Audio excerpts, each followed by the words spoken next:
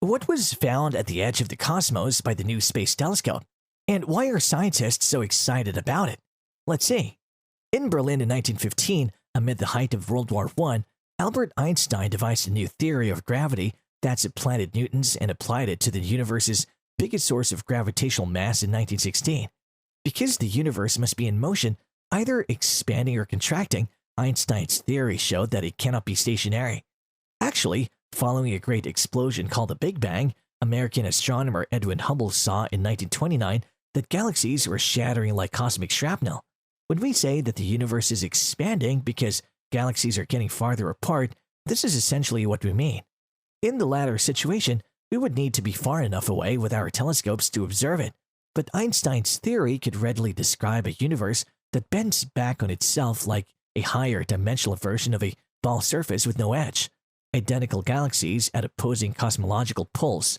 Others could counter that since the universe was created 13.82 billion years ago during the Big Bang, it actually has an advantage. Because of this, we can only witness galaxies whose lights haven't yet traveled more than 13.82 billion light years to get to us. These galaxies are located in the observable universe, which is a sphere of space centered on the Earth. Because the universe expanded during its first split much faster than the speed of light, it is actually 92 billion light years across. The observable universe has a cosmic horizon that surrounds it in its second instant of existence, just as there are more oceans than we know. We know there are infinitely many galaxies beyond the cosmic horizon. Their light has just not yet reached us. When considering the creation and introduction of a 10 billion space telescope, can the JWST see the edge of the cosmos? If your eyes can detect all the radiation surrounding you, all you can see is the visible cosmos.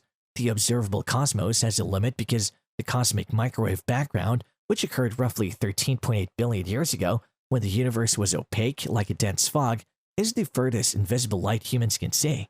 Some scientists thought that some of the gravitational waves and neutrinos that surround us came from even further away, but at this time, the technology is not yet available to support this claim. The observable universe, according to cosmologists, is only a small portion of a larger reality, or the same physics applies if you want a more scientific explanation. Scientists discovered Abell 2744Y1 as one of the galaxies near the universe's farthest reaches. This galaxy stands out for a variety of reasons. The light from Abell 2744Y1 takes 13 billion years to reach us. Remember that the universe is 13.8 billion years old.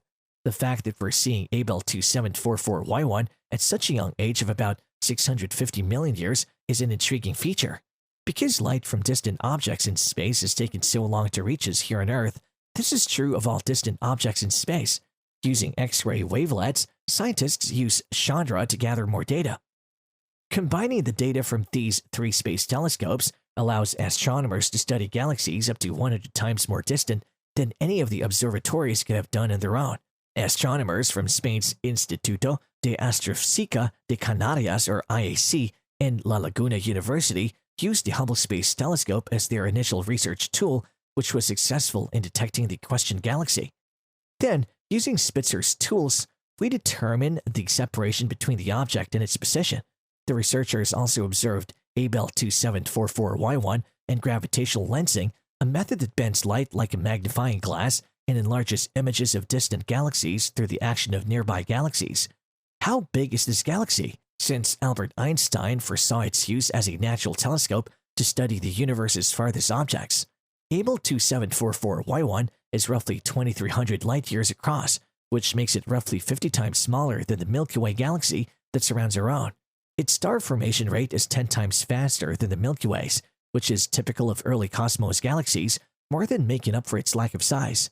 If you're wondering why the name, it comes from the fact that the supernova was discovered by the Dark Energy Survey, a research project designed to learn more about the mysterious force thought to be behind how the universe is expanding and accelerating. Some of the largest explosions we have ever seen were supernova. Think about an atomic weapon with a much bigger bang. They show the star's final valiant attempt before passing away. These stars dwarf the sun by a factor of at least 5. A supernova can occur when two stars collide, since supernovas are rare, with only 2 or 3 occurring in a century. When this happens, it is usually amazing.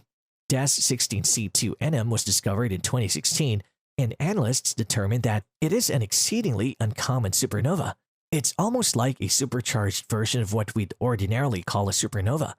An international team of astronomers made this finding after determining that the explosion occurred around 10.5 billion years ago. This means that the light from the explosion has been traveling to us for over 3/4 of the universe's history. And that's all for this video. If you enjoyed it, don't forget to like, comment, share, and subscribe. Bye!